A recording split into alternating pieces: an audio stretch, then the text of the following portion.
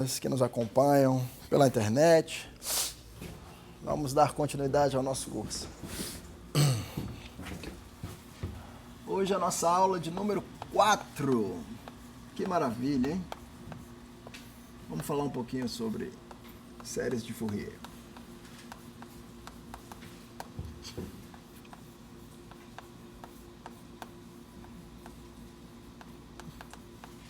E outras coisinhas mais.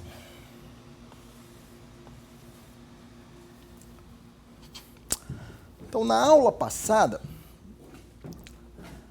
a gente discutiu um pouquinho sobre a transformada de Fourier no Rn, né?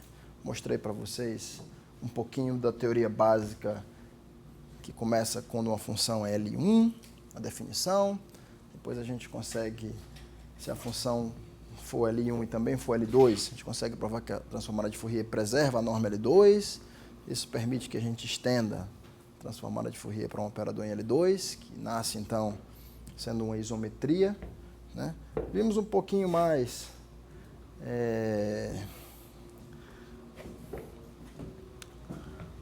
sobre quando é que vale a inversão de Fourier, a fórmula de multiplicação e alguns probleminhas que eu mostrei para vocês mais no final da aula relacionados a constantes ótimas em certas desigualdades em análise harmônica. Por exemplo, a desigualdade de Young, a desigualdade de Hausdorff-Young, e mostrei para vocês um pouquinho dessa teoria de restrição da transformada de Fourier, mais como um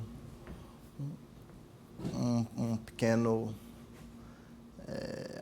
uma coisinha lateral do nosso curso. Não é o ponto principal, mas eu só queria comentar com vocês. Então, na aula de hoje, vamos voltar um pouquinho aqui e começar a falar de objetos agora discretos, mais discretos, né? A gente começa, vamos trabalhar agora com funções periódicas.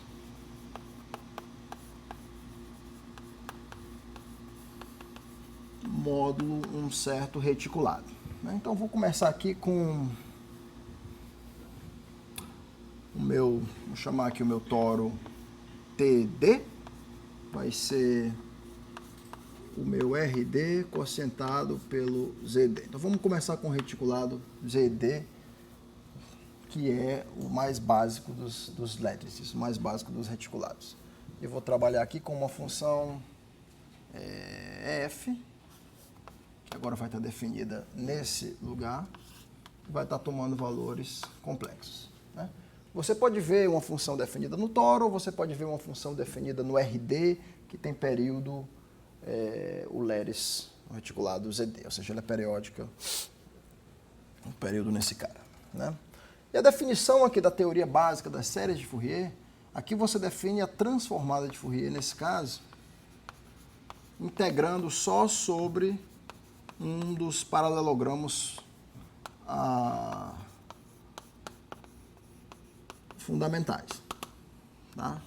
Então, por exemplo, se você chamar aqui o seu cubo QD como sendo o cubo 0, 1 fechado elevado a D, né? Isso aqui, o cubo fundamental.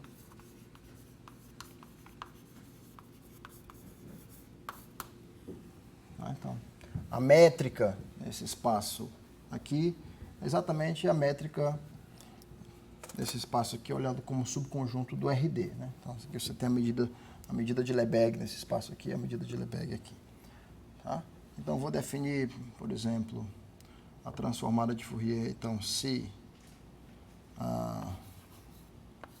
K para mim agora é um inteiro, mas eu vou olhar sempre um inteiro em dimensão D.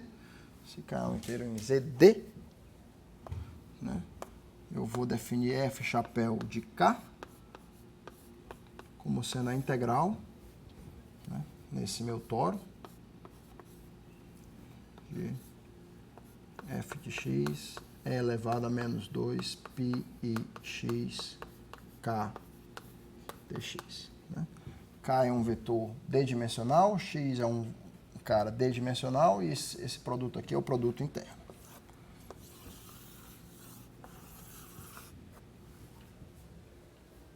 Tá? Por que eu só defino agora para os caras do meu lattice? Né? Porque, na verdade, para o meu lattice dual, a gente vai já ver, porque eu quero que essa integração aqui ela seja independente do período que eu pegue. Né? Então, se eu pegar aqui a integral nesse cubo QD, ou se eu resolver somar 1 em todo mundo, o fato de eu estar multiplicando aqui por K, se eu trocar x por x mais 1, não vai mudar esse termo oscilatório. Tá? E aí a gente tem o que a gente chama de série de Fourier associada à função f. Vou botar até assim, série de Fourier de f. Tá? Um certo ponto x. Isso aqui é a soma dos f chapéu de k, k pertencente a zd, e elevado a 2 pi x k. Então, agora a minha inversão de Fourier, do outro lado eu não vou ter mais uma integral, eu vou ter aqui uma soma. Se você estiver olhando aqui em uma dimensão, né, a série de Fourier mais clássica em uma dimensão, você está pegando uma função que é periódica com período 1 e tentando escrevê-la como soma de senos e cossenos, né, com certos coeficientes de Fourier. Mas o meu K aqui é um inteiro em ZD.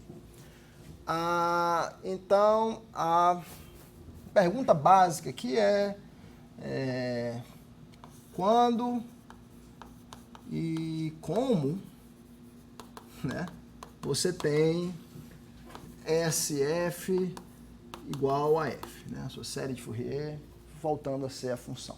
Como é que você pode inverter? Tá? Então,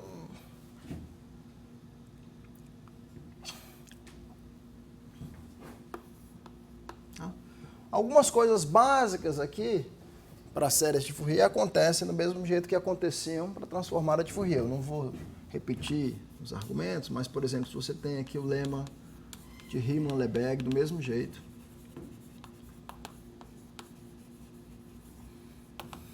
dizendo que essa sequência aqui é f chapéu de k,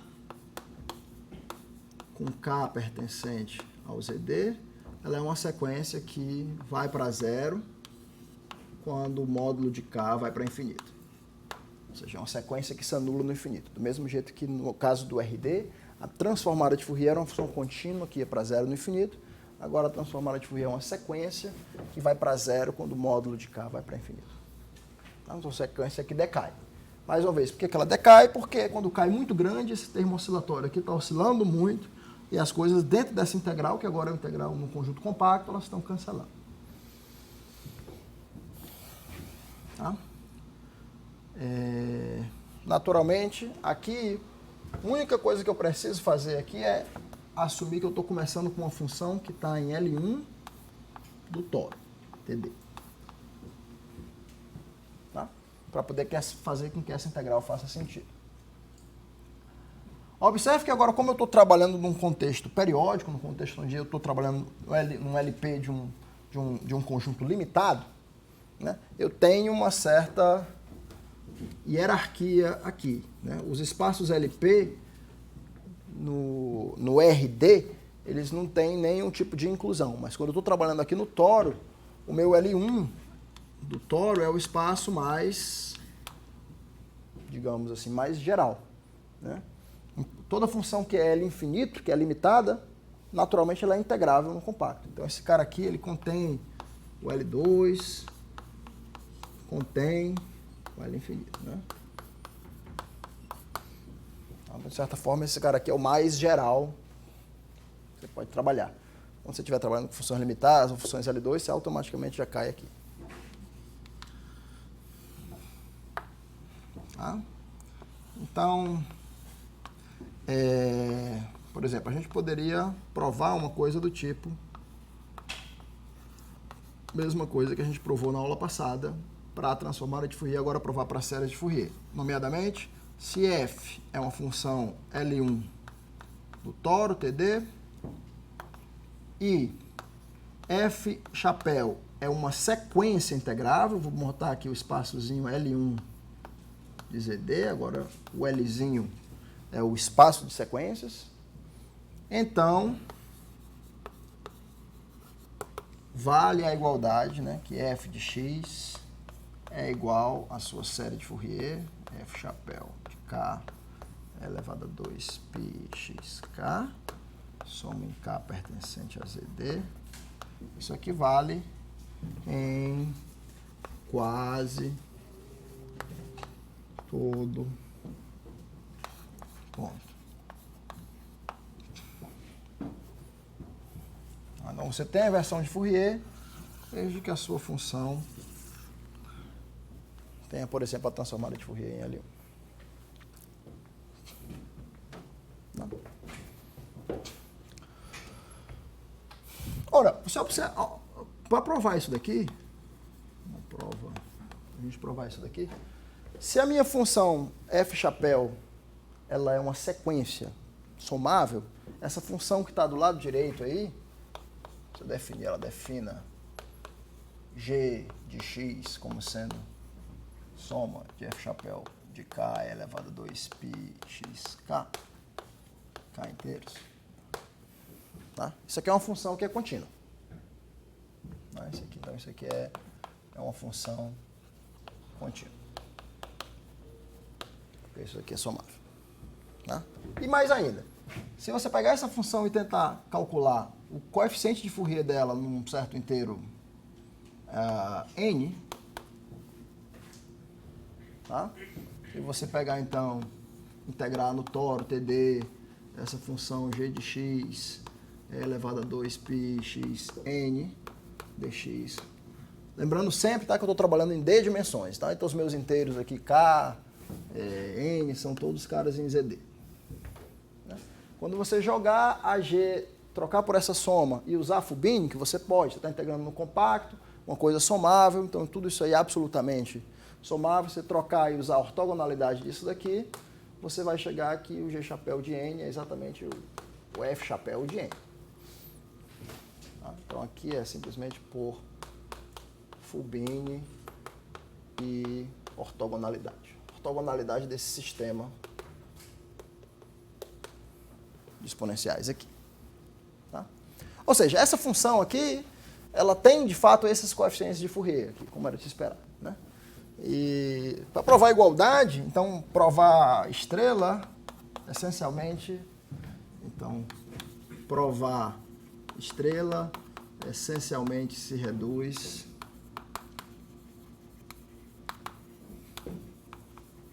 a verificar a seguinte afirmação, né? Se f é uma função em L1 do toro, tal que f chapéu de k é zero para qualquer k, isso aqui implica que a f tem que ser zero, QTP, né? Por quê? Porque se eu pegar essa função g e passar para esse lado, então eu vou ter f menos g, são funções que têm os coeficientes de Fourier tudo zero, e eu queria provar que f menos g é a função identicamente nula.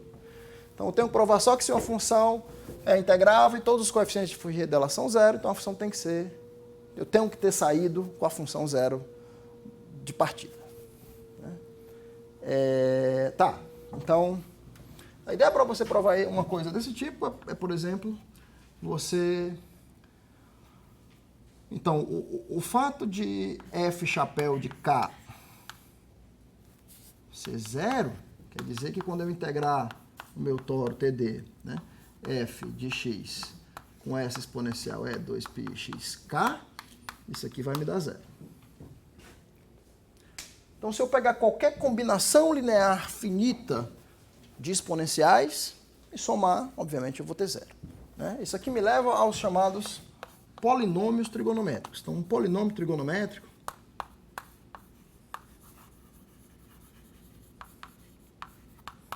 tá?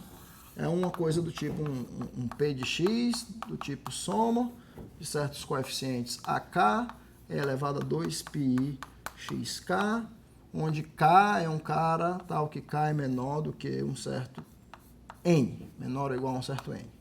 Onde aqui eu estou chamando Vamos chamar aqui módulo de K como sendo...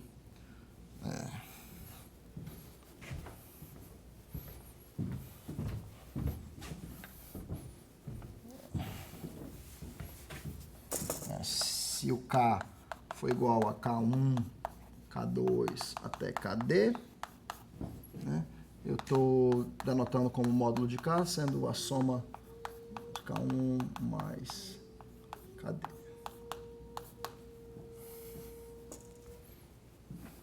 Tá? Então, um polinômio trigonométrico é simplesmente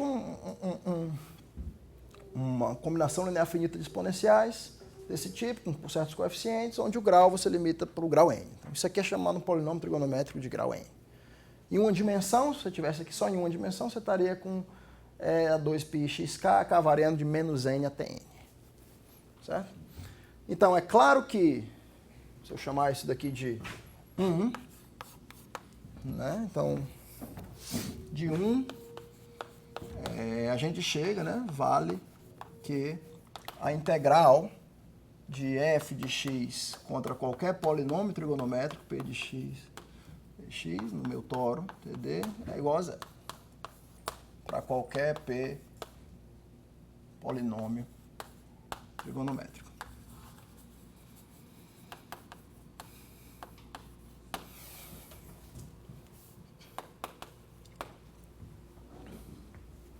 Tá? E a partir daqui você pode usar... você tem que passar isso daqui de alguma forma para chegar à conclusão de que a f é zero. Né? Então, nós estamos caminhando nesse sentido. Então, se eu integrar f contra qualquer polinômio, isso aqui vai dar zero. Então, já é um grande indício que a f tem que ser zero. Se ela não fosse zero, ela tinha que fazer uma coisa muito mágica aí para cancelar com um monte de função aqui. Né? Então, a ideia é que é só argumentar aqui por um certo argumento de densidade aqui, para eu chegar onde eu quero. Né? Então, aqui, se você tem uma certa desigualdade que vale para todos os polinômios trigonométricos, uma coisa que você pode usar aqui é por exemplo, o teorema de Stone-Weierstrass. Um dos casos particulares disso daqui é que a classe dos polinômios trigonométricos é densa nas funções contínuas do toro. Né? Então, polinômios trigonométricos são densos no espaço das funções contínuas do toro TD.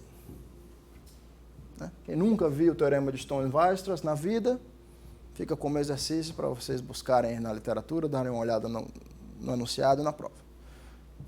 Né? Então, isso aqui é um teorema que você aplica caso particular, por exemplo. Se você pegar no intervalo menos 1, 1, pegar as funções contínuas, mesmo intervalo menos 1, os polinômios clássicos, são densos no espaço das funções contínuas menos 1. Os polinômios trigonométricos são densos no espaço das funções contínuas no toro. Isso aqui tem uma certa classe de funções, se satisfizer algumas propriedades, é densa no espaço das funções contínuas, um certo compacto. Tá? Então, aqui você tem 2, pelo teorema de Stone-Weierstrass 2, isso aqui você chega que 0 é igual à integral de f de x, toro, vezes a h de x, dx, para qualquer h função contínua. Agora piorou, né? Então, se a minha função já contra qualquer polinômio zerava, agora contra qualquer função contínua ela está zerando. Grande indício que ela é a função zero. Mas como é que eu provo isso aí ainda?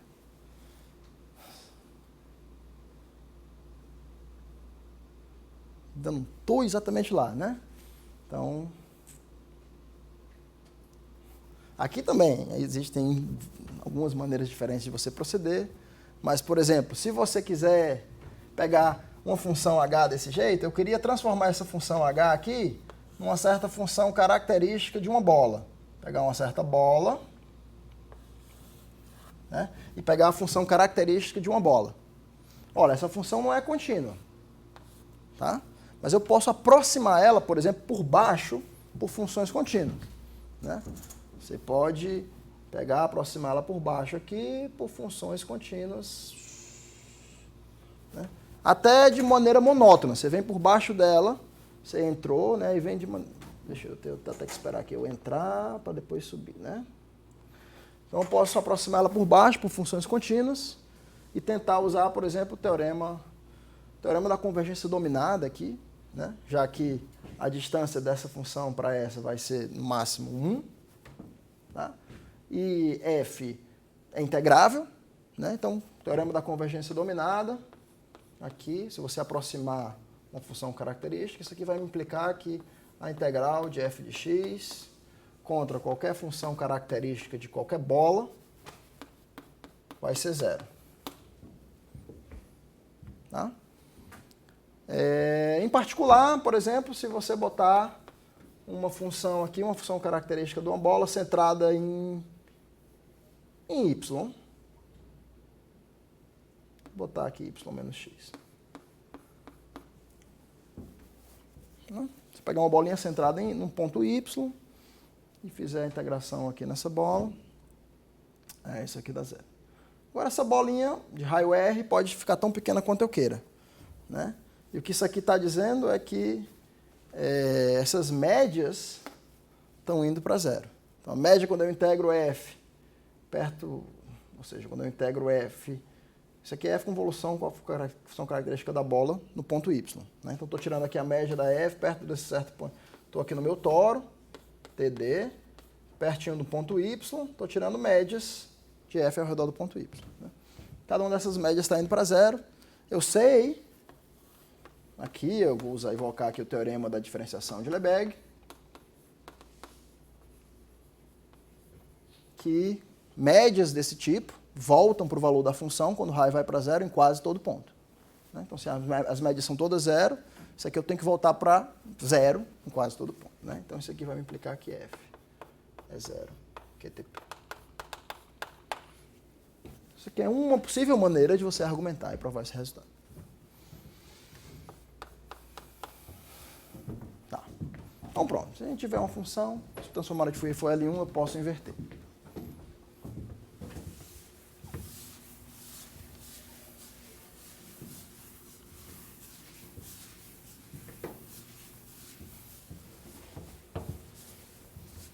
Fiquem à vontade para me interromper a qualquer momento, tá bom? Dúvidas? Tudo tranquilo? Mais fácil impossível, não é não? Beleza. Outras coisas que a gente precisa também lembrar. Teorema de Plancherel. De novo. Agora sim. Se a f é uma função que está em L2 do toro, eu não preciso nem botar L2 interseção L1, porque eu sei que se ela está em L2, ela já está em L1. Né? Se ela está em L2 do toro, então F' pertence a Lzinho 2 de ZD e vale, né? Que é a integral de f de x ao quadrado dx do toro, TD, elevado a meio, se quiser, que é a norma de f L2 ao TD é igual à norma de f chapéu Lzinho 2 ZD. Ou seja, soma f chapéu de k quadrado elevado a meio, k em ZD. Tá? Esse termo de Plancherel.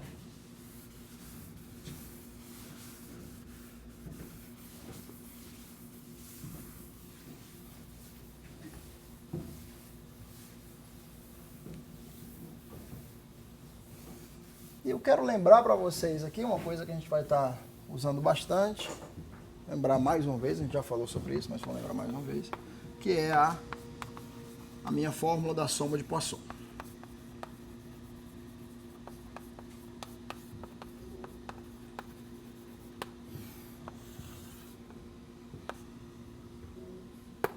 Que é o quê?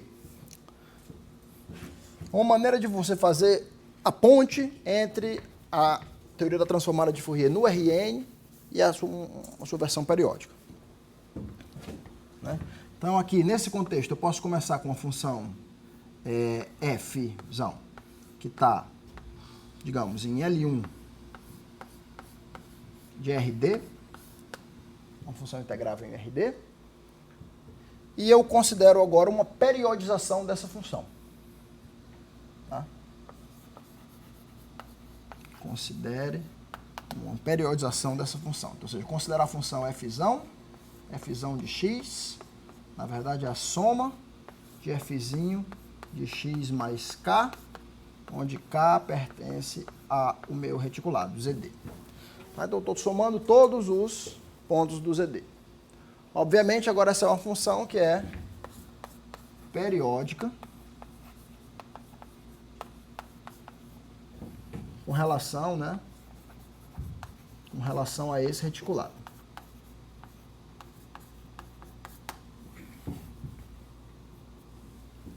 Tá bom? E aí eu afirmo algumas coisas. Primeiro, eu queria convencer vocês de que essa função f, que ela nasce daquele jeito, ela é L1 do toro TD. Tá? Então, a princípio, nesse momento aqui, quando eu pego uma função que é integrável e quando formo essa função f, a princípio poderia ser que todos os valores aqui fossem infinitos. Não estou ainda tirando essa possibilidade. Essa soma aqui poderia estar mal definida, não poderia não ser convergente e tudo, né? Mas a princípio, vamos primeiro tomar cuidado com isso. Eu afirmo para vocês que essa função aqui está em L1 do toro. De fato,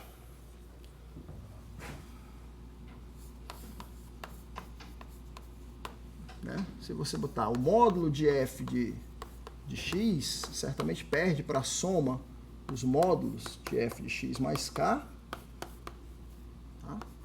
K em ZD, né? E a integral do módulo de f de x dx no toro, ou no cubo unitário, se você quiser. Isso aqui perde para a integral no toro, vezes a soma em k pertencente a ZD de f de x mais k, em módulo dx. Tá? Só que agora, né, aqui, posso botar aqui o cubo d. Né? Não sei se eu botei em cima ou embaixo, mas tanto faz. Né? Se eu pegar o cubo e trasladar pelos caras do Letes, essa integral aqui, ela fica a integral em RD inteiro, né? Porque cada cara, isso aqui é um domínio chamado domínio fundamental. Cada ponto do RD pode ser trasladado de modo a ter um único representante nesse cubo fundamental. Então isso aqui fica a integral em RD de f de x dx, né? Que a gente sabe que é finito. Tá? Portanto, essa função aqui é L1 do toro. Tá? Essa função aqui é L1 do toro. Na verdade, essa função aqui é que é L1 do toro. Porque essa função aqui é integrável. Né? De modo que isso daqui está bem definido para quase todo x. Então, para quase todo x, a soma desses módulos aqui é finita. Portanto, a soma sem um módulo é finita. Então, essa função aqui está bem definida para quase todo x. Tá? Nota que isso aqui implica que fzão é bem definida para quase todo x pertencente ao toro. É claro que esse quase todo x não pode virar todo x, né? Porque você começa meramente com uma função que é L1, pode ter alguns pontos onde ela é pontualmente infinita, não interessa, e aí, quando você fizer a periodização, vai ficar infinito do mesmo jeito. Tá? Então, bem definido em quase todo ponto é o melhor que você pode fazer. Né? Esse mesmo raciocínio aqui, estrela, me permite, né? Mesma ideia de estrela, me permite calcular quem é o coeficiente de Fourier F chapéu de K. Quando você fizer o F chapéu de K, né, você vai integrar f de x elevado a 2 menos 2π kx dx, né, no toro TD.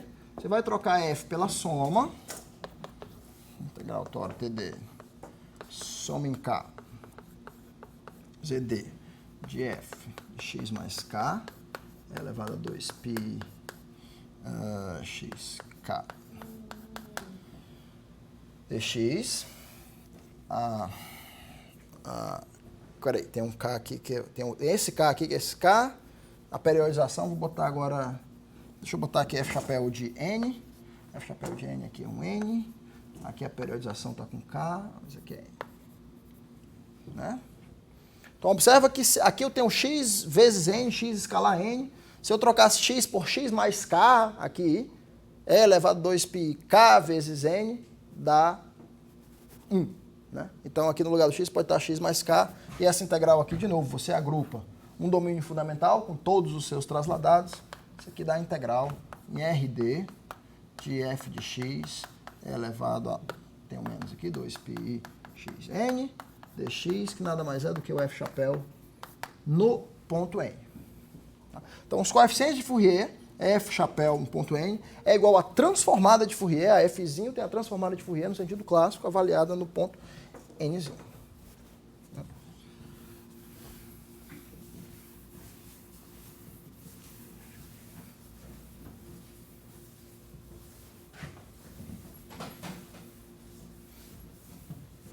E aí você tem, né? Você tem a sua fórmula da soma de Poisson.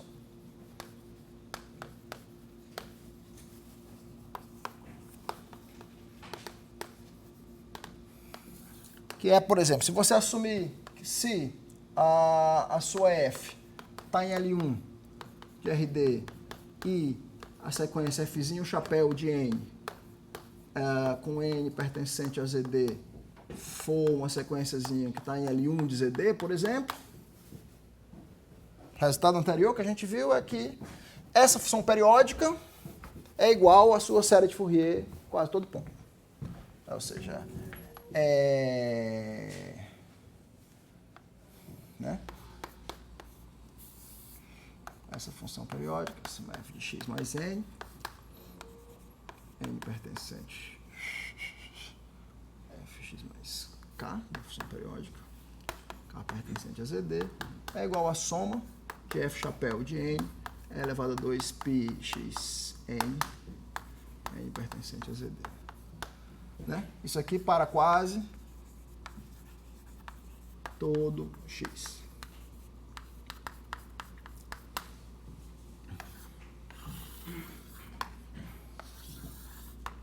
Tá? É conveniente, na maioria das aplicações, a gente ter uma fórmula que vale não para quase todo x, mas para todo x. Então, se você buscar condições para que isso aqui vale, eu gostaria que valesse para todo x. Tá? Então, por exemplo, se você tiver um decaimento de modo que os dois lados dessa fórmula aqui fiquem funções contínuas, por exemplo, né? Então, se os dois lados são funções contínuas, se uma igualdade vale para quase todo ponto, vai valer para todo ponto, se as duas funções forem contínuas. Né? Então, se a f for uma função tal que essas somas aqui sejam absolutamente convergentes, ou seja, se f de x tiver um decaimento do tipo 1 mais x elevado a menos d menos epsilon, tá? Para que isso aqui fique absolutamente somável, eu tenho que ir além da dimensão, né? Eu tenho que x elevado a d. Lembra que 1 sobre x elevado a d em RD quase integra no infinito, né? Então 1 sobre x elevado a d mais epsilon integra no infinito. Então isso aqui fica absolutamente somável. E se f chapéu também satisfizer a mesma coisa, 1 mais y elevado a menos d menos epsilon, então ambos os lados são contínuos e a fórmula vale pontualmente. A fórmula vale em todo ponto. Então é assim que vocês vão encontrar na maioria dos lugares por aí na literatura. Se uma função f e f chapéu tem um decaimento bom, digamos, sobre x elevado a d mais epsilon, esses dois lados são funções contínuas e essa igualdade ela vale todo ponto. Se você pode retirar um pouquinho essas condições se você precisar. Por exemplo, em uma dimensão, em dimensão 1, se você trabalhar meramente com uma função f que é integrável e de variação limitada, né? E integrável de variação limitada e normalizada. Normalizada quer dizer que em todo ponto de descontinuidade o valor da f vai ser metade do limite pela direita mais o limite pela esquerda. Tá? Então, uma função integrável de normalizada e de variação limitada, essa fórmula aqui ela vai valer em todo ponto. Então, deixa eu só anotar. De repente vale a pena anotar isso aqui para vocês. Em D igual a 1, né? A fórmula vale em todo ponto, é suficiente assumir f L1, a reta, normalizada, L1 de variação limitada,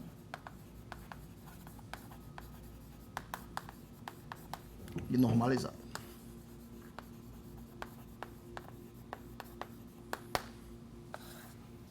De novo, assumindo que a função é de variação limitada quer dizer que ela vai ter apenas uma quantidade enumerável de descontinuidades. Cada uma dessas descontinuidades aqui, eu vou estar normalizando a função. Ou seja, o valor que eu vou botar na função naquele ponto é a média dos limites laterais. Se a função for assim definida, essa fórmula aqui vai valer em todo ponto. Essas e outras várias coisas estão nas notas de aula que eu tenho na minha página aí do curso de análise harmônica que eu dei da vez passada. Material aí de 12, 13 páginas com a teoria básica das séries de Fourier que vocês podem dar uma olhada. Alguma dúvida até aqui?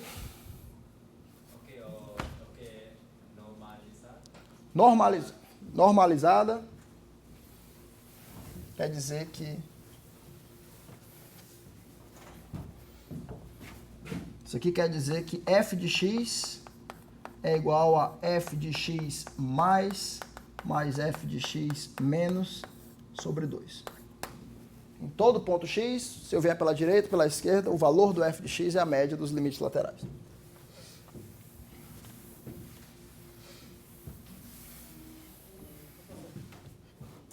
Aí o fato do f chapéu estar em L1 pequeno, não implica que a série converge uniformemente?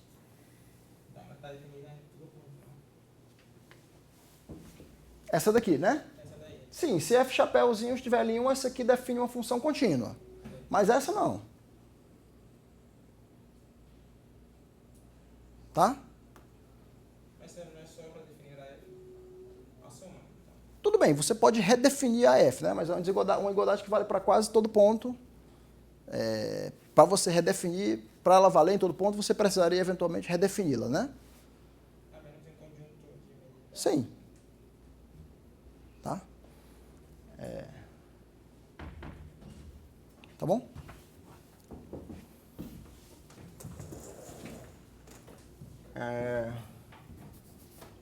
Quer dizer, você poderia pedir só que a sua f fosse assim e que a f chapéu fosse L1, né? Isso aqui implica que a f chapéuzinho de n é L1.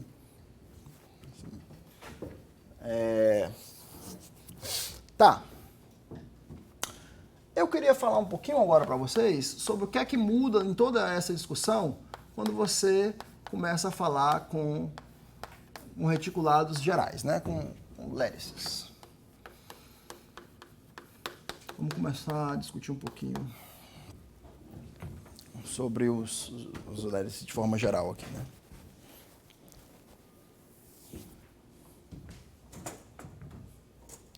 Então, para mim... Oi? Me falou alguma coisa? A gente pode pensar numa definição inicial de um lattice como sendo...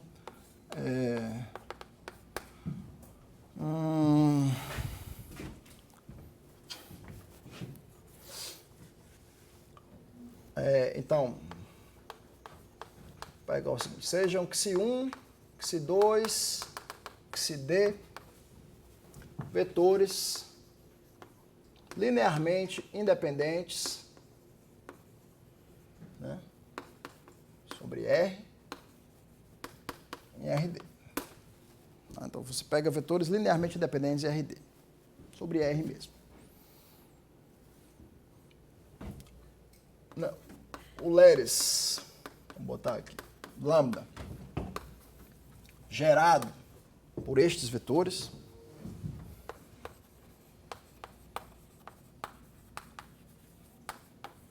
é o conjunto lambda é o conjunto A1, xi1, mais A2, xi2, mais AD, xd, com os AIs inteiros. Se você pegar D vetores linearmente independentes, o lattice gerado por eles, o reticulado gerado por esses caras, vai ser o conjunto das combinações lineares inteiras desses caras.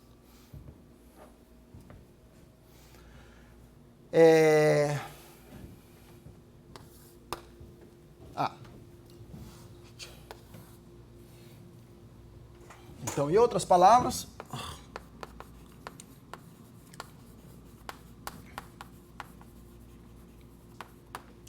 se eu quiser...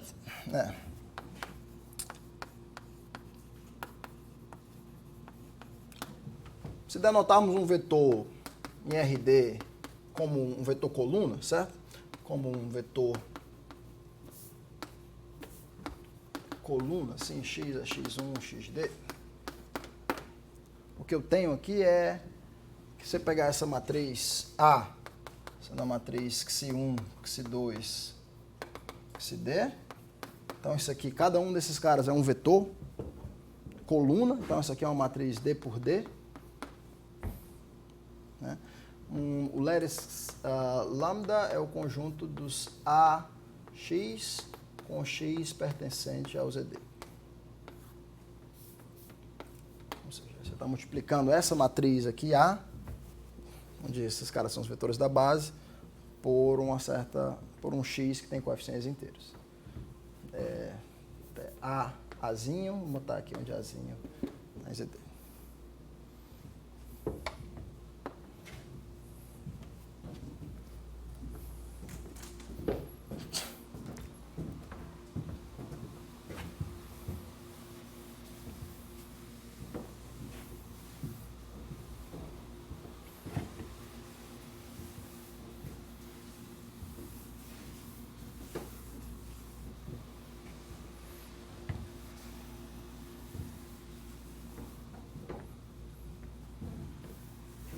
Muito bem. A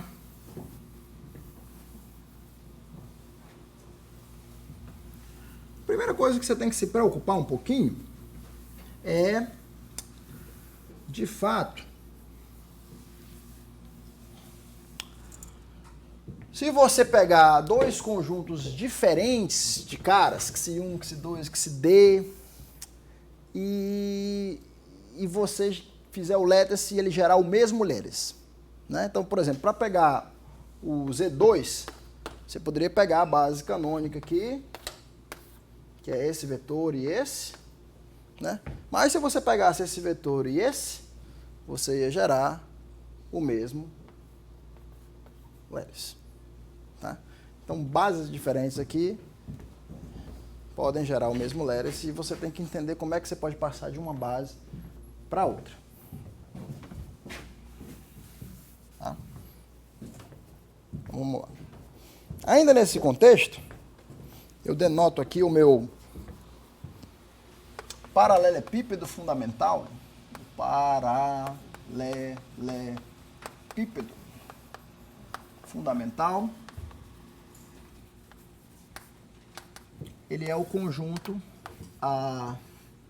θ1, xi1 mais θ2, xi2 mais tal, θd, xd, onde cada um desses θi's é maior ou igual que zero e menor do que 1. Isso aqui é o meu paralelepípedo fundamental, o domínio fundamental.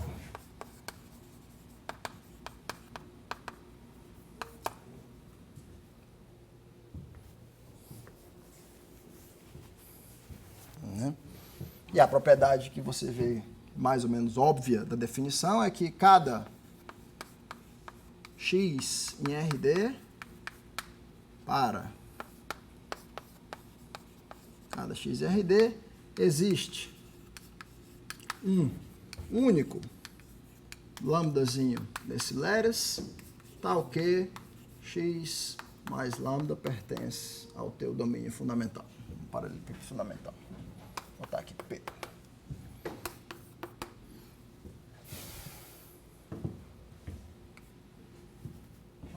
Só você trazer todos os coeficientes para ficarem entre 0 e 1.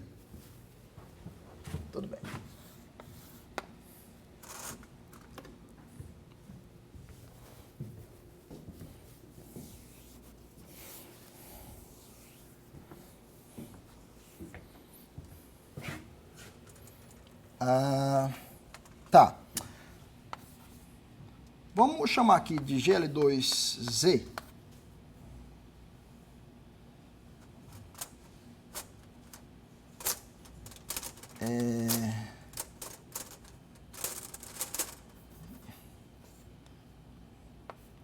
Dimensão D, né? GLDZ.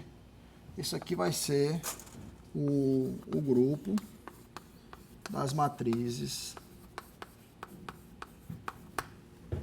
invertíveis D por D com determinante igual a mais ou menos 1. Vai ser o meu grupo das matrizes e entradas inteiras. Trabalhando no grupo das matrizes invertíveis D por D, com determinante mais ou menos 1 e entradas inteiras. Tá? Esse aqui vai ser meu grupo de matrizes.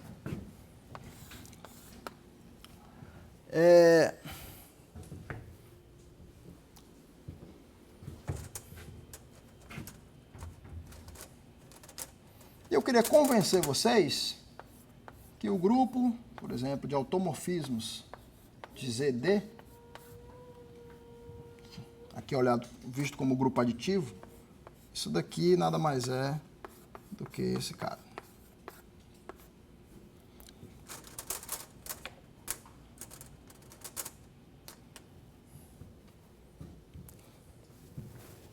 Em outras palavras, toda vez que eu pego uma φ, né, linear, tá o quê? Φ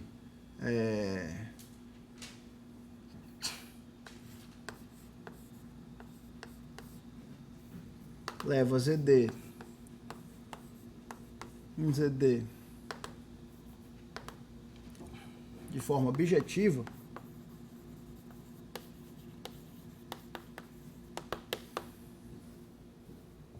tá? Essa transformação linear aqui, ela tem que vir de uma matriz dessa forma. Tá?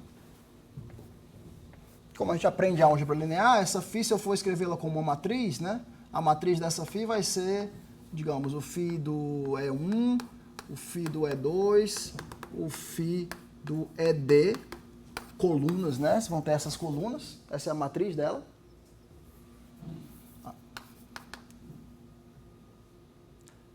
E, obviamente, é uma matriz que tem entradas inteiras, porque eu estou levando os vetores E1 e vetores em ZD, então essas matrizes estão todas entradas inteiras. Né? Existe uma certa inversa, a transformação inversa também, como isso aqui está levando de forma objetiva, transformação inversa linear, e é φ-1 de E1, φ-1 de E2, φ-1 de ED, que também tem entradas inteiras, né? Porque isso aqui é um automorfismo ZD em ZD, ou seja, uma transformação objetiva.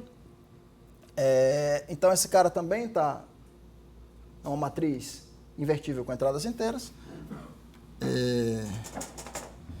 Mas como você sabe que o produto dos determinantes tem que ser 1, e o determinante de A e o determinante de A menos 1 são números inteiros, porque tem entradas inteiras, a única chance, né, como 1 é igual ao determinante de A vezes A menos 1, que é o det de A vezes o det de A menos 1, e esse cara aqui é um número inteiro, esse cara aqui é um número inteiro, a única chance é você ter que o determinante dessa matriz A é mais ou menos 1.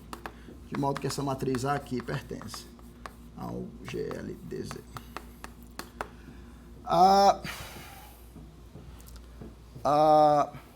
E reciprocamente, qualquer matriz do GLDZ, se você construir a transformação linear associada, ela vai mapear o ZD no ZD de forma biunívoca. Tá? Então, isso aqui é meio que uma prova. Cada passo aqui é assim, somente assim. Né? Então, o conjunto desses automorfismos de ZD em ZD é exatamente esse grupo de matrizes aqui. Né? Muito bem. Então, eu queria, como falei para vocês, eu queria estudar a situação do que acontece quando você pega duas bases e você representa o mesmo lattice por duas bases diferentes. Então, se você tem, digamos,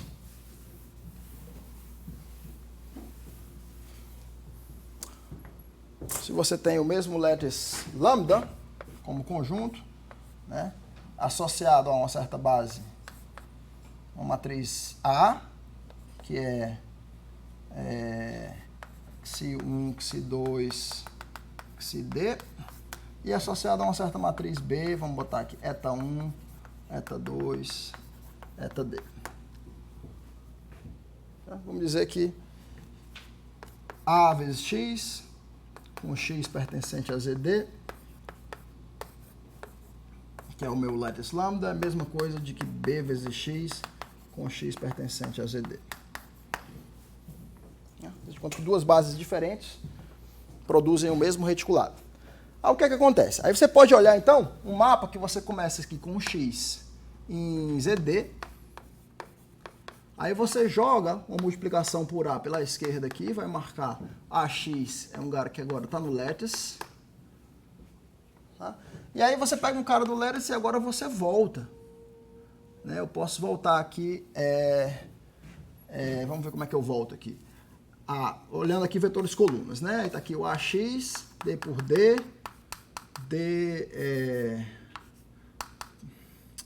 não, aqui eu tenho que ver, o AX é um vetor D por D, D linhas e uma coluna, então o produto aqui vai dar um vetor coluna, D por 1.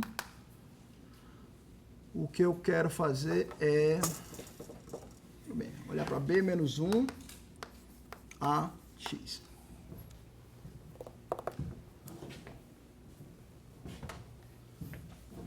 Isso aqui vai morar de novo em Zd. Vocês concordam? Vai morar de novo em Zd.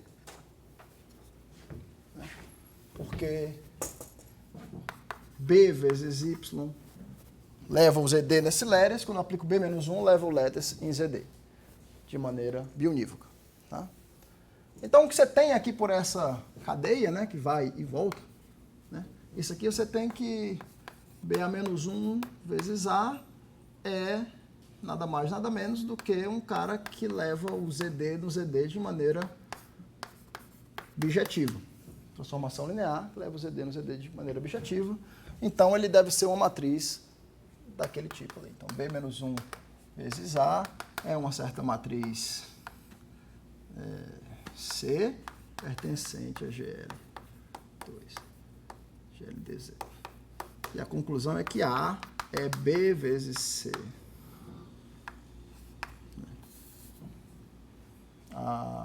Sim.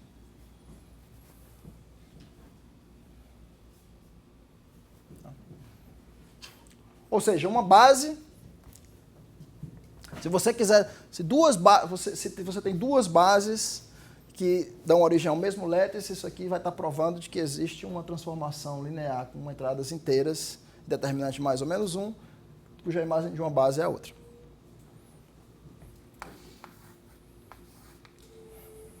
Tá?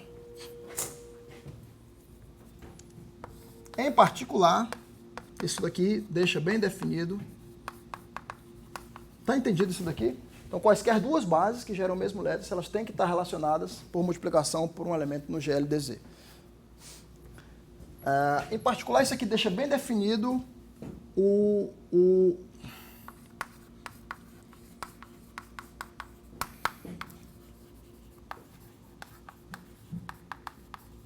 isso aqui deixa bem definido o meu volume do meu paralelogramo fundamental. Ou seja, o volume de RD porcentado por esse lattice, também chamado determinante do lattice, que é, na verdade, o módulo do determinante dessa matriz A. Tá? Então, esse aqui vai ser o meu covolume do lattice. Tá? O determinante do lattice, quando eu falar determinante do lattice, vou botar aqui determinante do lattice, se você quiser assim.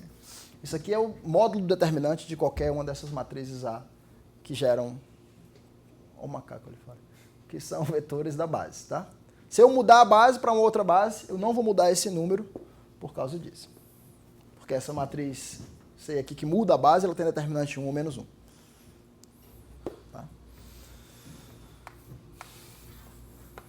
Então, esse aqui é o meu call volume. Tá.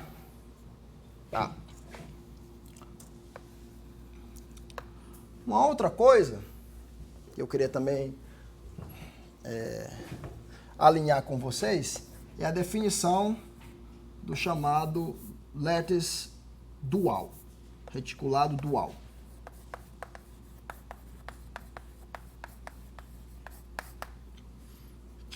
Tá? Se eu te dou um lattice lambda, eu vou denotar por lambda estrela o reticulado dual dele, ou seja, isso aqui é o conjunto de todos os V's em RD tais que V escalar lambda pertence aos inteiros para todo lambda pertencente a lambda grande.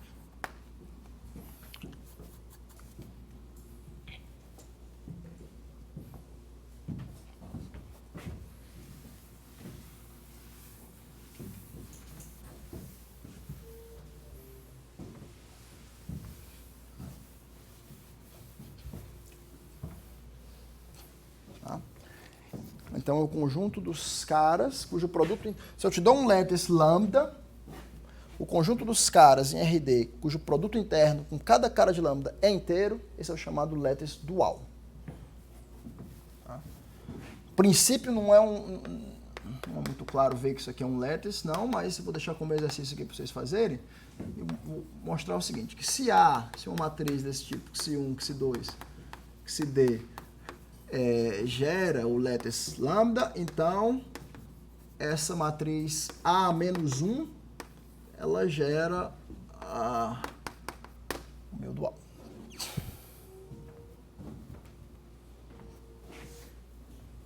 Tá?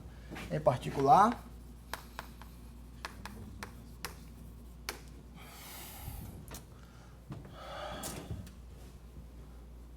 A-1, A-1 transposta.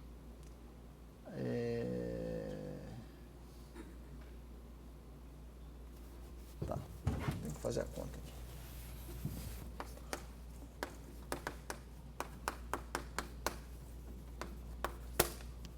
Faça uma conta aí, vocês me dizem. A-1 transposta gera o dual.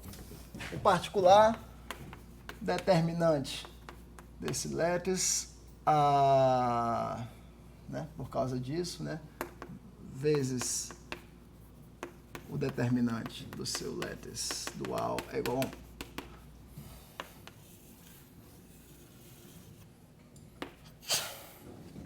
Tá.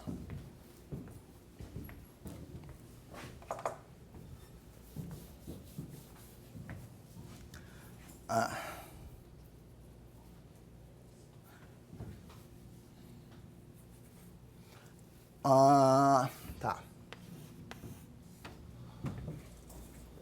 Dúvidas? Vamos já descobrir qual é o certo. Agora vamos entender.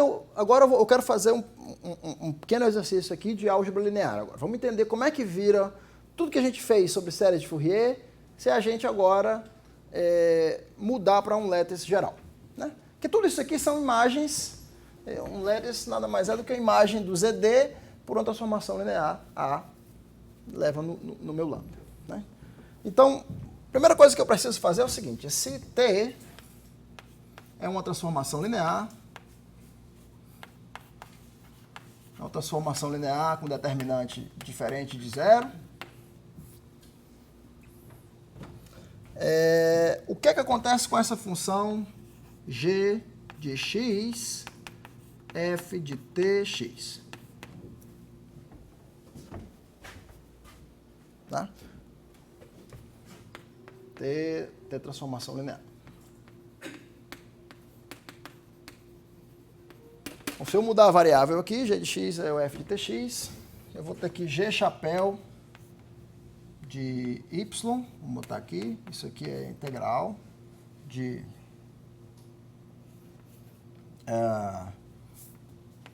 g de x é elevado a menos 2 pi xy dx. Vamos fazer a continha aqui. Então fica a integral. G de x é f de tx é elevado a menos 2πi x escalar y dx. Agora vou mudar minha variável aqui, vou chamar aqui tx de z. Então isso aqui fica integral de f de z é elevado a menos 2πi. Quem diabo é o meu x aqui? Então o x aqui fica sendo t a menos 1 de z, né? t a menos 1 de z com y dz. E aqui já rolou um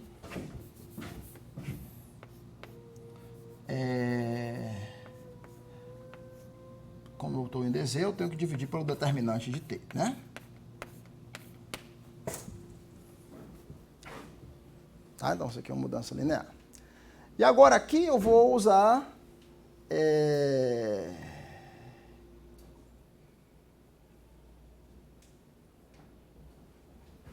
aqui vai ficar o t menos 1 transposta, né? Então, aqui vai ficar 1 sobre o determinante de t, integral de f de z, tá? Que isso daqui... Vamos pensar só um pouquinho aqui. Eu posso olhar esse produto escalar aqui, se eu estiver olhando como vetores coluna, certo?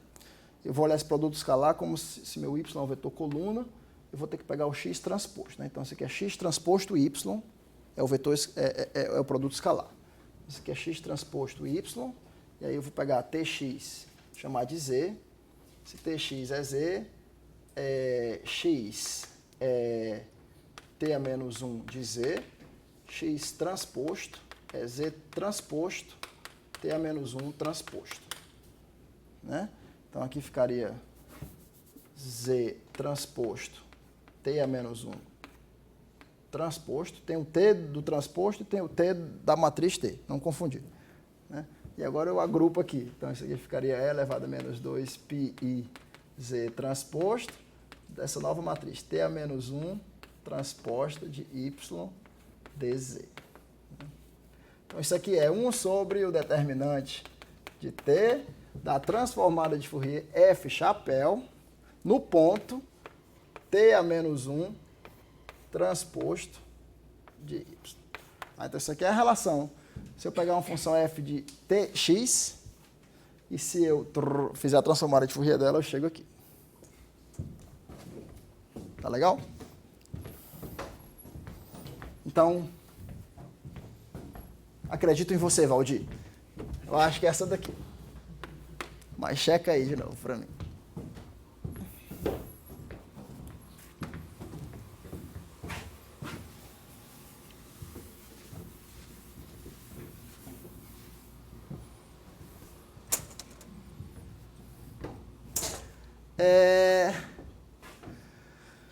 Então, nesse aspecto, eu vou mostrar para vocês o que é que vira, então, o que é que fica, então, a fórmula da soma de Poisson. Se a gente mudar a variável, a fórmula da soma de Poisson fica o seguinte. Fica a somatório de f de x mais lambda, com lambda no teu lattice. Se você performar essa mudança de variável, você vai chegar na seguinte conclusão. Isso aqui vai ser 1 sobre o determinante do teu lattice vezes a soma com v no lattice dual f chapéu de v é elevado a 2πi xv. É isso. Tá? Se não estiver errado a mudança de variável.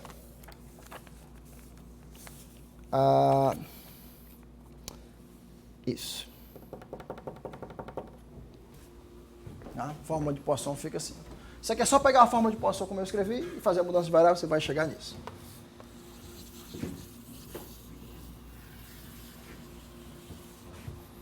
Plancherel, nessa nova versão, vira integral de f de x quadrado dx. Num domínio fundamental agora é o RD módulo lambda. Isso aqui dá 1 sobre, de novo, det de lambda, vezes a soma f chapéu de v quadrado v no lambda dual. Tá? Então, tanto Plancherel como forma de Poisson aqui, o que acontece é que você tem uma certa dualidade, por isso que tem esse lattice dual, né? Do lado você vai ter as coisas com período lambda, e do outro lado você vai ter os coeficientes de Fourier no lattice dual. Lembra por que eu disse quando você estava com o ZD? Bem, no caso do ZD é fácil porque o dual do ZD é o próprio ZD, por isso que a gente não vê isso acontecendo. Mas na hora da definição da transformada de Fourier de funções periódicas módulo ZD, eu disse para vocês que eu só estava pegando coeficiente de Fourier K em ZD porque quando eu fizesse a modificação K por um transladado dele, aquela exponencial ficava 1 e eu podia trocar, né? No caso geral, quando você está trabalhando com funções periódicas módulo 1 lattice lambda, você vai pegar exponenciais agora com coeficientes em V, porque são exatamente os caras pelos quais você multiplica um cara daqui com um cara daqui e dá inteiro. Por isso a exponencial não vai mudar, tá? Então os coeficientes de Fourier agora ficam indexados pelos caras no lattice dual. Isso aqui é a identidade de Plancherel. De novo, só fazer a continha. Muito bem.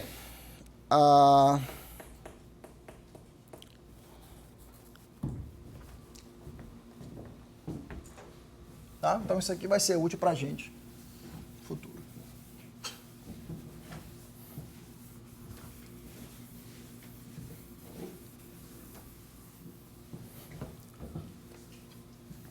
Além do exercício da base que eu pedi para vocês pensarem um pouquinho, vocês vão ver aqui em uma outra, escrito em outros lugares, uma definição ligeiramente diferente para um reticulado. Né? Aqui eu já disse que era uma coisa que nascia a partir de uma base. Mas você pode também definir um reticulado como sendo um subgrupo de RD aditivo, que é discreto e que tem posto total. Né? Se você definir assim, se você fizer a definição 2, né, de isso aqui, um lattice lambda contido em RD é um subgrupo aditivo discreto, ou seja, discreto quer dizer que existe ao redor, existe uma constante universal, tal que você bota uma bolinha ao redor de cada cara e não tem nenhum outro cara, de posto D. Sem falar de base nenhuma. Tá? Exercício para vocês pensarem aí também. Prove que definição 1 e definição 2 são consistentes.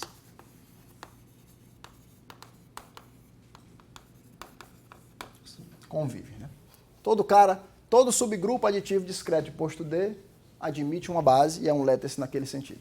Obviamente, um lattice naquele sentido definido ali satisfaz isso daqui. É mais fácil provar um dos caminhos, que um lattice, como a gente definiu, é um subgrupo aditivo, ele é discreto e ele tem posto máximo porque já nasceu com a base D. Provar que a recíproca é verdadeira demanda um pouquinho mais de criatividade, não é exatamente trivial, mas se vocês pensarem um pouquinho, vocês vão chegar a essa conclusão. Tamo junto ainda? Vamos a alguns minutos. Deixa eu brincar um pouquinho mais com os lattices e começar a falar um pouquinho mais. Senão hoje, na próxima aula dos sphere packings.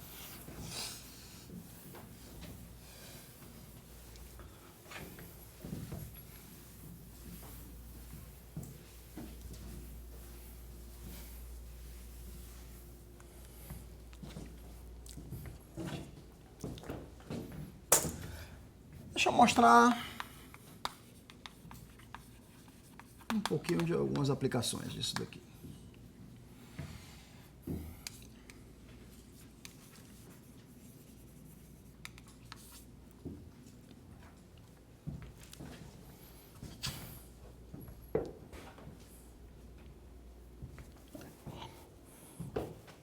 Uma das ferramentas, uma das perguntas básicas que a gente consegue reduzir muitos problemas a perguntas desse tipo é saber quando é que certos conjuntos, se você me dá um lattice lambda, saber quando é que um conjunto no RD vai ter um ponto naquele lattice. Vai ter um ponto daquele lattice no meu conjunto K.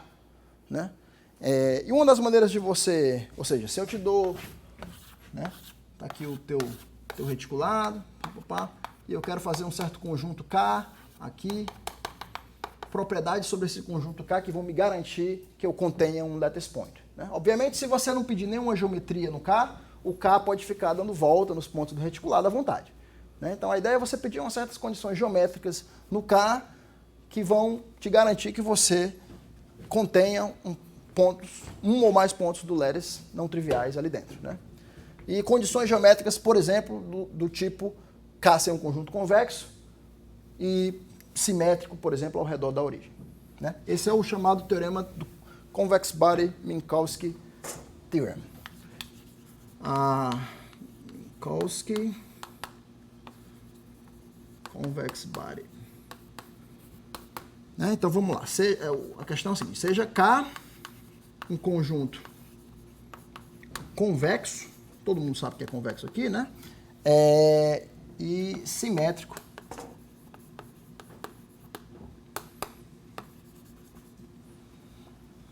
Com relação, tá, sim, convexo, limitado, simétrico,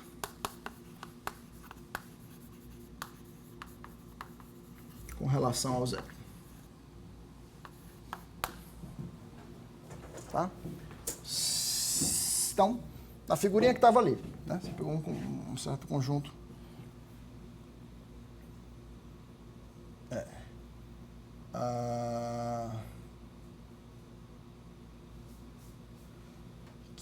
Que eu quero aqui.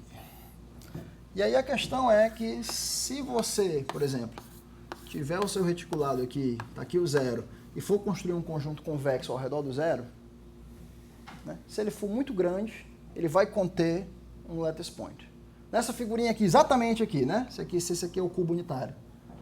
Tá? Qual é o máximo tamanho que ele pode ter para não conter um cara além do zero, né? O zero ele já vai conter, tá? Ele é simétrico com relação ao zero. Então ele vai ser um cara aqui. Ele podia dar no máximo parecido com esse cubo aqui, para não conter nenhum outro cara, né? Então o statement é o seguinte: se o volume do K for maior do que 2 elevado a D vezes o volume do lattice, né? O volume do lattice é o volume do paralelepípedo fundamental. Era só um. Né? Então, K contém, ou seja, ao menos um ponto que não é zero e está no teu reticulado. K contém um ponto não trivial do teu lattice, se o volume dele for grande.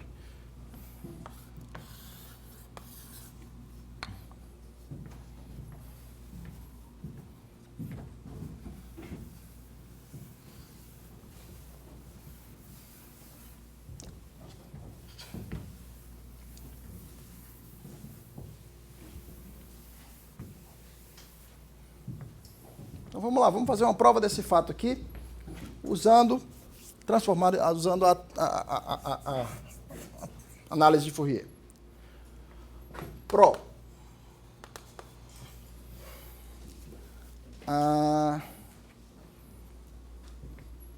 Então a ideia aqui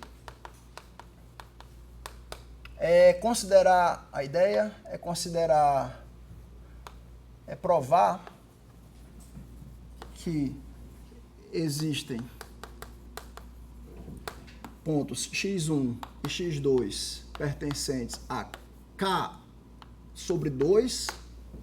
K sobre 2 é o meu convexo dilatado por 2. Tá? Centralizado na origem. Certo? x1 e x2 pertencente a K sobre 2, com x1 diferente de menos x2, tal que x1 mais x2 pertence ao teu reticulado, lambda. Se você provar isso, né, de fato, se isso ocorre, observe que x1 mais x2 não é zero, né? Porque você está assumindo que x1 é diferente de menos x2. E como x1, né, pertence, x1 e x2 pertencem ao K sobre 2, e esse K sobre 2 é um conjunto convexo, se K é convexo, a metade dele é convexo, então x1 mais x2 sobre 2 vai pertencer ao K sobre 2, né? Implica que o x1 mais x2 vai pertencer ao K, se você dilatar de novo, tudo por 2. Né? Então, esse x1 mais x2 vai ser um cara que está no lattice lambda e pertence ao K. Era o cara que você buscava. Tá? Seja, então, f a função característica do conjunto K sobre 2. Tá? Então, você tem aqui o seu lattice, você tem aqui o seu K, você botou aqui K sobre 2, e isso daqui é a função, f é a função característica desse conjunto K sobre 2. Vamos dizer que você quer provar estrela. Se estrela não ocorre, né, se estrela não ocorre, toda vez que você pegar pontos x1 e x2 em K sobre 2 não simétricos, a soma deles nunca estiver no lattice lambda, observe o seguinte. Note que f, convolução com f, você pegar essa função, fizer f convolução com f num ponto lambda, né, isso aqui vai ser integral de f de lambda menos x, f de x, dx. Em RD, né? Se o lambda for diferente de zero, lambda pertencente ao lambdazão. Tá? F convolução com f no ponto lambda, que é essa integral, ela vai ser quanto, gente? Isso aqui vai ser zero, porque eu nunca vou ter pontos, né? Função característica de K sobre 2, função característica de K sobre 2. Eu nunca vou ter pontos nesse conjunto K sobre 2, x, de modo que esse ponto mais esse soma em lambda. Né? Isso eu estou negando. Né? Então isso aqui vai ser zero. Tá legal? Note também que se a função f é dada por isso, a transformada de Fourier dela, f chapéu, em qualquer ponto y, nada mais é do que a integral desse conjunto K sobre 2 de e elevado a menos 2πi xy. Né? Se eu trocar x por menos x aqui, isso aqui fica a integral em K sobre 2, que é simétrico com relação à origem, então fica 1 meio de elevado a menos 2π xy mais elevado a 2π xy. A única coisa que eu estou fazendo isso aqui é só para mostrar que essa transformada de Fourier aí, se o conjunto K é simétrico, isso aqui é um número real. Certo? Isso aqui é um número real. Então vamos usar isso. Vamos usar Plancherel.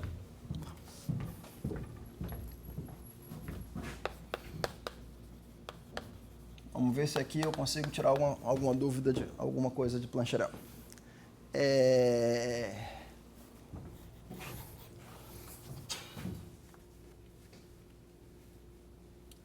Será mesmo isso que eu quero? Vamos ver.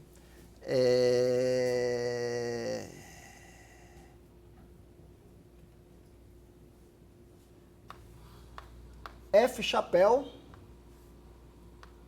de y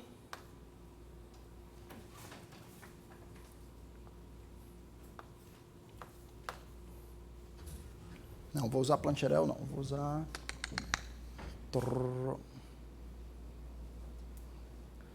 usar minha fórmula da soma de Poisson. O que é que eu quero? Eu quero, deixa eu ver. Eu quero usar, não, eu quero usar Poisson Summation, desculpe. Tem um outro approach usando Plancherel, mas eu quero usar a soma de Poisson. E eu quero usar dessa forma aqui, a soma .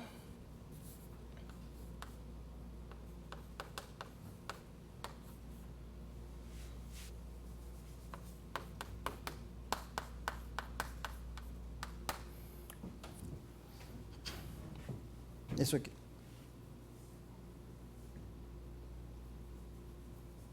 Tá? A soma de F convolução com F, chapéu, e lambda pertencente a esse letters, isso daqui é igual à soma de F chapéu de lambda ao quadrado. Agora eu vou botar o lambda no dual.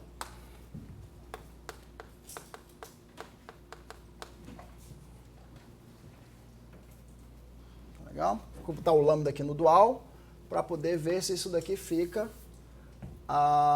quando eu trocar a fórmula da soma de Poisson, então eu estou usando a fórmula de Poisson com x igual a zero, tá?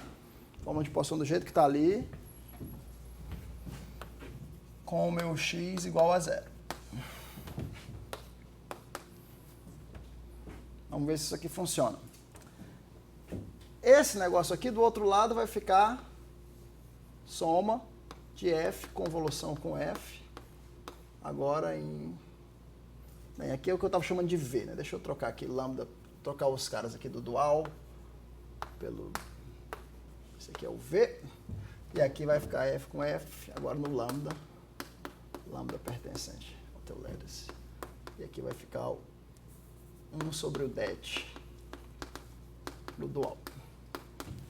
Estou usando a fórmula da soma de Poisson com x igual a zero ali, mas invertendo os papéis do lambda e do lambda estrela.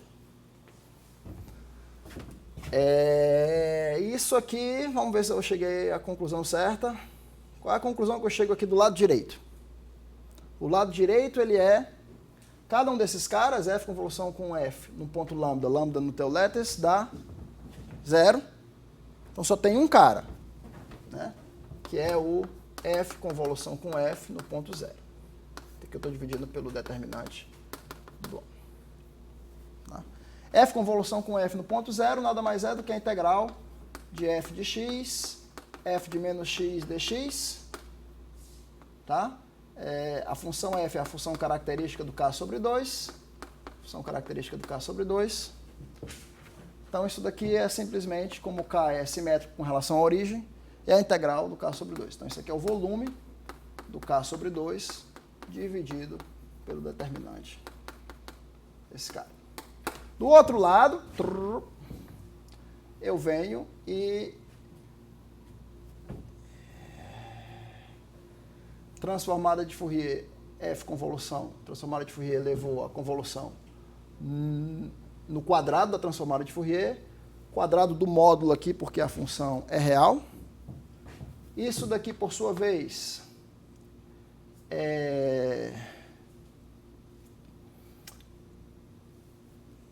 eu quero maior ou igual, né? Isso aqui é maior ou igual do que o f chapéu de 0 ao quadrado, né? E o f chapéu de 0, o f chapéu de 0 nada mais é do que a integral da f, né? Então isso aqui dá o volume do k sobre 2 ao quadrado.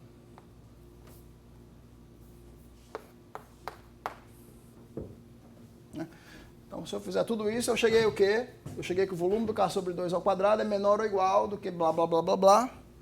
Se eu dividir dos dois lados, eu fico com o volume do k sobre 2 menor ou igual do que 1 sobre o det desse cara, que é o det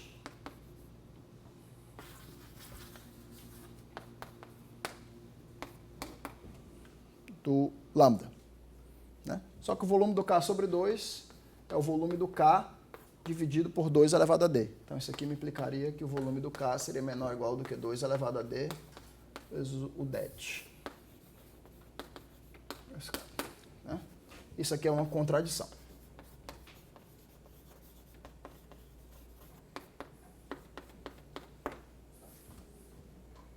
Tá legal? Uma contradição com o que a gente supôs.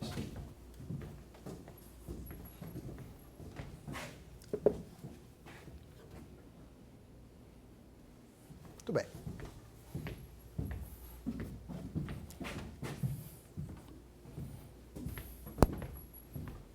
Dúvidas? Então esse é o Minkowski Convex Body Theorem. Antes da gente ir, me permitam hoje passar um par de minutos hoje, eu queria mostrar duas aplicações desse teorema aí, para vocês irem para casa felizes. Em particular, com duas aplicações legais da teoria dos números. Vocês sabem provar que todo número é a soma de 4 quadrados? Vocês já viram a prova usando esse teorema? Então vamos fazer isso daqui agora em 5 minutos.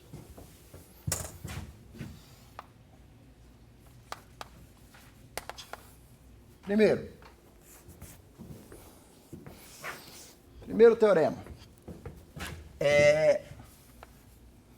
Duas aplicações desses resultados. Seja P1' congruente a 1 módulo 4. Todo primo congruente a 1 módulo 4 é a soma de 2 quadrados.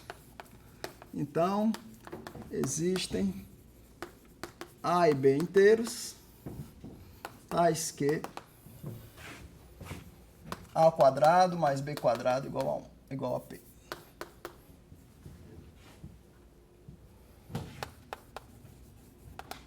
Prova. Como P é congruente a 1 módulo 4,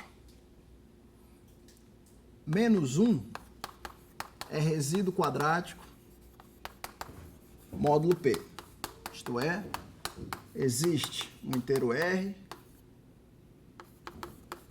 tal que R quadrado é congruente a menos 1 módulo P. Tá? Lembra que é resíduo quadrático ou não, se somente se esse cara aqui é congruente a 1 módulo P, menos 1 elevado a P menos 1 sobre 2. Quando P é congruente a 1 módulo 4, isso aqui é par, e o menos 1 é um resíduo quadrático módulo P. Então, existe um inteiro, tal que R quadrado congruente a menos 1 módulo P. E aí você considere o Leres gerado pela matriz. Deixa eu só ver onde é que eu boto o R aqui. O que é que eu quero fazer? Considere o Leres gerado por essa matriz aqui. Essa matriz A que está gerando meu Leres, 1R, 0P. Tá? Então, o Leres gerado por esses dois vetores inteiros, 0P e 1R, esse R aqui. Tá legal? Observe, então, que o determinante dessa matriz A aqui é P. Tá legal? Considere o teu convexo K como sendo a bola de centro 0 e raio raiz de 2P. Tá? Lembre-se que aqui eu estou em dimensão 2, né? A bola em dimensão 2, tá? Então, aqui eu tenho o volume da bola, né, de centro 0 e raio R, dimensão 2 é πr quadrado. Né? Então, o volume de K, o volume dessa bola K aqui é π vezes raio ao quadrado, então fica 2P. Né? Então, fica π vezes 2P, que é maior do que 2 ao quadrado vezes o determinante de A. Que é P, né? 2 ao quadrado, P, que é igual a 2 ao quadrado vezes o determinante do Leres.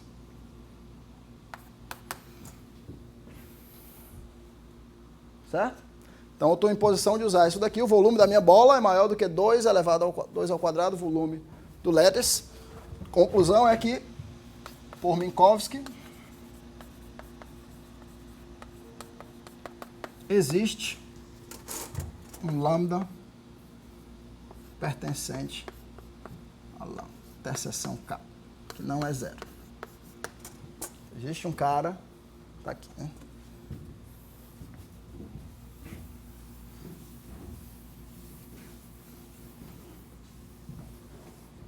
Só que um lambda dessa forma, lembra que o lambda dessa forma é um x1, x2, né? Que é dado por A, essa matriz A, 1, 0, RP, vezes um certo inteiros T1, T2, né? Então, A vezes certos números inteiros T1, T2, dá um cara no meu Leres x1, x2. Ou seja, isso aqui é T1 e aqui embaixo é RT1 mais PT2. Tá?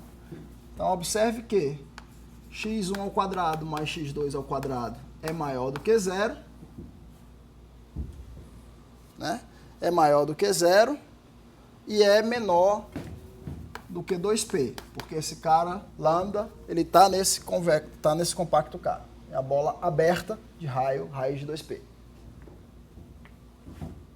Tá legal? Por outro lado,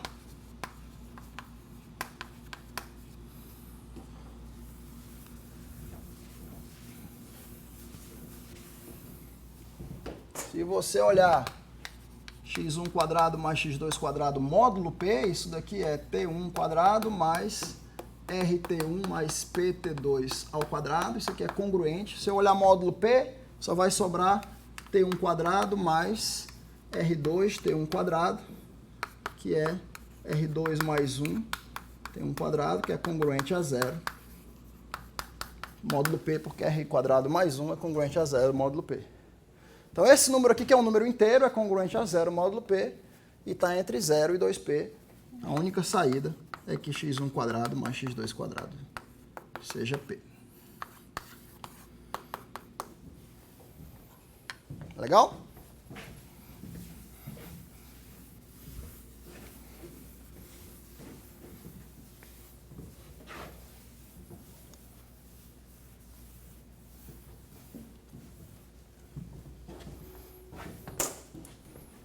E para terminar, vamos fazer a versão aqui dos 4 quadrados.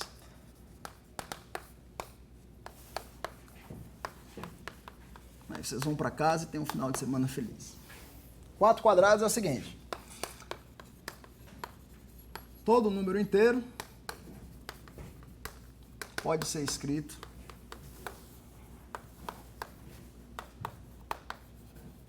como soma de 4 quadrados.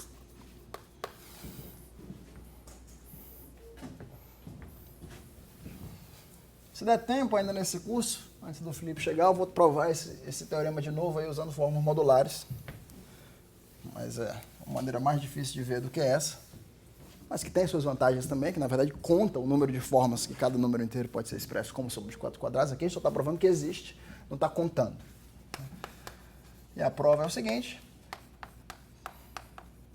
Passo 1, vamos fazer o seguinte, vamos fazer uma redução a um P'. Você pode só reduzir esse enunciado a números primos, da seguinte forma. Esse aqui é uma desigualdade do Euler, uma identidade do Euler, né? Se você tem, deixa eu só anotar isso daqui que eu nunca lembro. Se você tem um produto de duas somas de 4 quadrados, né? Você pode escrever isso daqui como sendo A1B1 mais A2B2 mais A3B3 mais A4B4 ao quadrado mais A1B2 menos A2B1 mais A3B4 menos A4B3 quadrado, mais A1B3, menos A2B4, menos A3B1, mais A4B2 quadrado, mais A1B4, mais A2B3, menos A3B2, menos A4B1 ao quadrado. Vocês podem checar isso daí, isso é verdade? Então, se você tem dois números, um número cuja soma é de 4, um número que é a soma de 4 quadrados e multiplicar por um outro número que é a soma de 4 quadrados, esse produto continua sendo uma soma de 4 quadrados, escrito aqui no quadro. Então é suficiente eu provar então para P', que aí eu consigo multiplicar primos e obter todo o número. Passo 1 é esse daí. Passo 2. Dado P', eu vou ter que fazer uma coisa um pouquinho parecida com o que eu fiz aqui.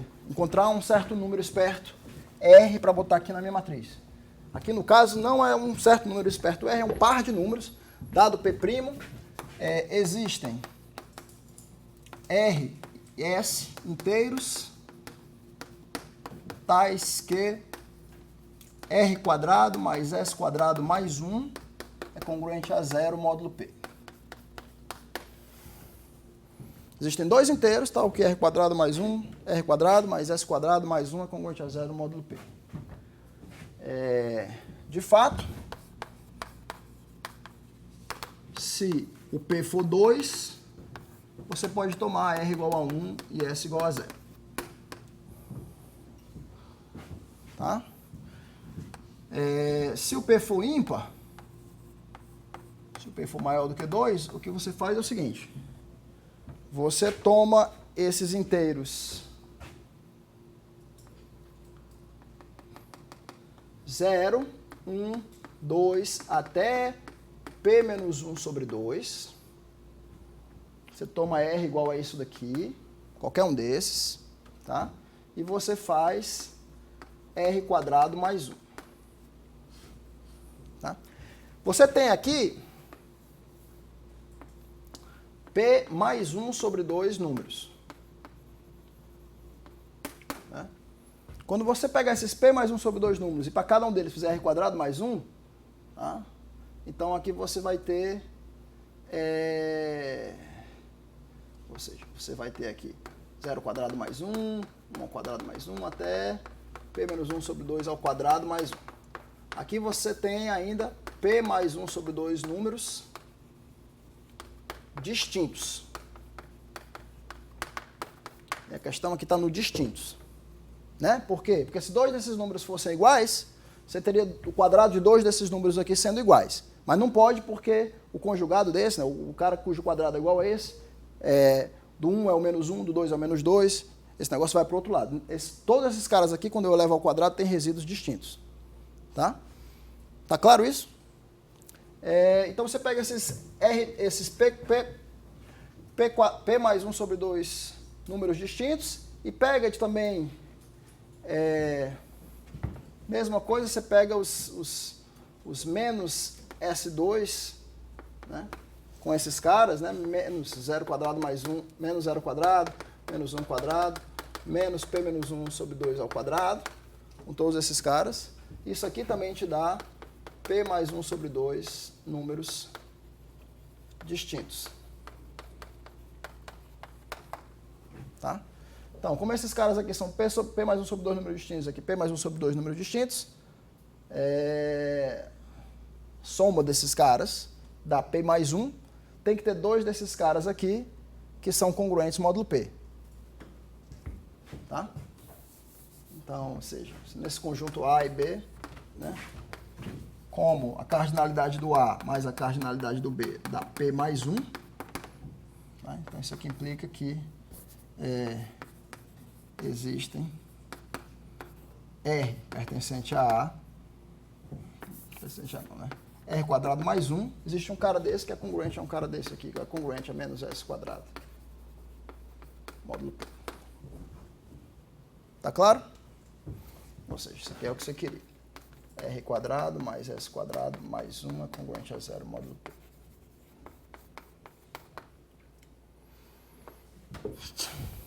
E uma vez que você tem isso aí, a ideia é montar um conjunto convexo K parecido com o que a gente montou aqui.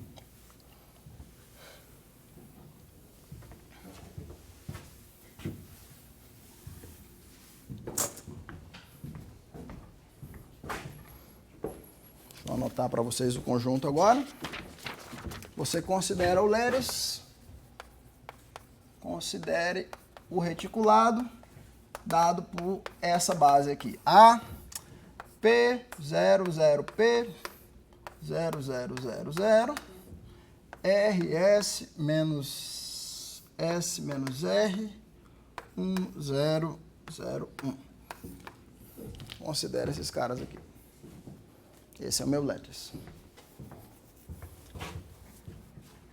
Tá? De novo, isso aqui implica que o determinante de A, né, que é o meu determinante do Leres, isso daqui é P quadrado. Tá? Agora eu vou tomar o meu convexo K como sendo, de novo, a bola de centro zero e raio raiz de 2P.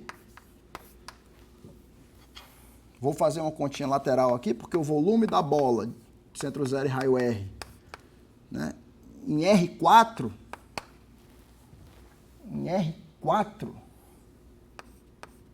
isso daqui dá π quadrado sobre 2 R a quarta.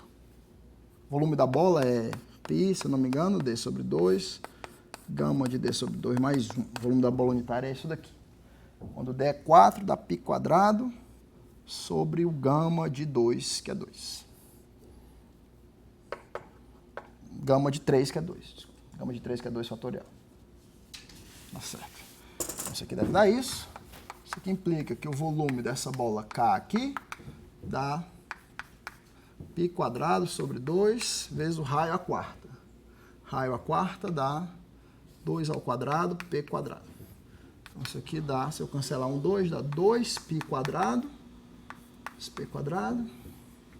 Isso aqui eu espero que seja maior do que 2 à quarta vezes π quadrado, que é 2 à quarta vezes o determinante do Lattice. E essa desigualdade aqui que eu marquei com interrogação é verdade, pois 2π quadrado é maior do que 2 à quarta, o que vale se só se π quadrado é maior do que 2 ao cubo. É ok. Então, esse cara aqui, o volume do K é maior do que 2 à quarta, determinante do Lattice. Conclusão, por Minkowski. Existe um lambda que está no Lattice, interseção K, e não é zero. E aí nós vamos fazer a mesma conta que a gente fez aqui.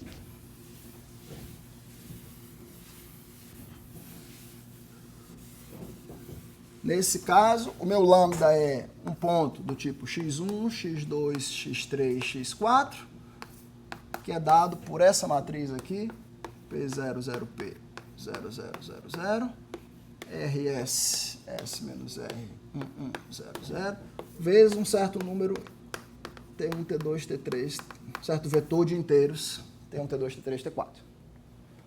Né? Isso aqui todos inteiros.